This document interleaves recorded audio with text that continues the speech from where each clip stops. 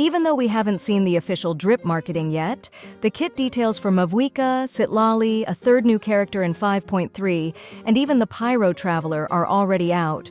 Honestly, the Pyro Traveler sounds like a Pyro Xingqiu. As someone in the comments said, Hoyo can delay the drip, but they can't stop the leak. Well, let's get started. Let's start with Mavuika, the Pyro Archon herself. As we already knew, she's shaping up to be one of the most unique Archons in terms of gameplay. But here's the fresh intel. Mavuika's elemental skill has two forms. The short press summons a fire ring that follows your active character, assisting with attacks. It's not designed for raw damage, but is fantastic for consistent pyro application, almost like Raiden Shogun's ring, but with a fiery twist. The long press, though, is where things get wild. Mavuika summons her motorcycle to charge into enemies, dealing massive damage in the process. It's flashy, it's high impact, and it's going to turn heads. Now, her elemental burst? It doesn't use traditional energy. Instead, it's powered by a unique mechanic called I Cry for the Departed, which accumulates stacks based on your team's Night Soul energy consumption.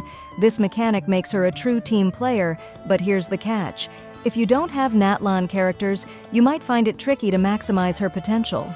Now, let's talk about Citlali, the second 5-star coming in 5.3.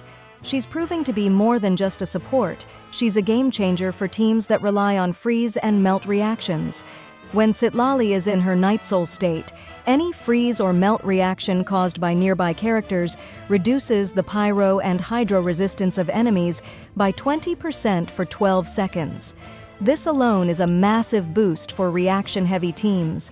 On top of that, Citlali restores 16 Night Soul energy every time these reactions are triggered, though this effect has an 8-second cooldown. It's a fantastic way to keep her and your team's mechanics running smoothly, adding depth to her playstyle. Whether you're into reaction-based teams or just love high utility, Citlali looks like an amazing addition.